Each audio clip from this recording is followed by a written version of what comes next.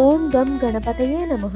వినాయకుడికి అన్నిటికన్నా ఇష్టమైన ప్రసాదాల్లో ఈ పాల తాలికలు ఒకటి. ఇవి చేసుకోవడం చాలా కష్టమని అందరూ అనుకుంటూ ఉంటారు. చాలా సులభంగా ఇలా తయారు చేసుకుని వినాయక చవితి రోజు ప్రసాదంగా పెట్టి చూడండి. అడగకుండానే బొజ్జ గణపయ్య మనకి వరాలన్నీ ఇచ్చేస్తారు. వీటి కోసం ఒక గిన్నెలో 1/2 కప్పు వాటర్, కొద్దిగా ఉప్పు, కొద్దిగా నెయ్యి, 1 స్పూన్ బెల్లం వేసుకుని బెల్లం కరిగాక ఇందులో 1/2 కప్పు బియ్య పిండిని కూడా వేసుకుని చక్కగా కలుపుకొని చల్లారాక పిండిని ఇలా 5 నిమిషాలు సాఫ్ట్ గా కలుపుకొని చిన్న చిన్న ఉండలుగా తీసుకుని ఇలా తాలుకుల్లాగా చేసుకుని పక్కన పెట్టు. కావాలంటే చక్రాల గిద్దలతో కూడా మనం వీటిని వద్దుకోవచ్చు. తర్వాత నేతిలో జీడిపప్పు, కిస్మిస్ ని కూడా వేయించుకొని పక్కన పెట్టుకో. తర్వాత ఇంకో గిన్నెలో 1/2 కప్ బెల్లం ని, 1/4 కప్పు వాటర్ ని తీసుకుని బెల్లం కరిగాక వడగట్టుకొని పక్కన పెట్టుకో. తర్వాత ఒక కడాయిలో 3 కప్పులు పాలు తీసుకొని పాలు మరిగాక ముందుగా నానబెట్టుకున్న 1 స్పూన్ సగ్గుబియ్యం కూడా వేసుకుని ఉడికించుకున్నాక తాలుకలు వేసుకుని 5 మినిట్స్ ఉడికించుకో. పాలు కలిపిన బియ్యపిండి ముద్దను కూడా ఇలా పలుచగా చేసుకుని కలిపేసుకో. ఒక 5 మినిట్స్ ఉడికించుకొని చివరిగా ఇలాచి పొడి, వేయించుకున్న డ్రై ఫ్రూట్స్ వేసుకుని స్టవ్ ఆఫ్ చేసుకుని బెల్లం పాకం కూడా కలిపేసుకుంటే పాలు విరగకుండా ఈ తాలిక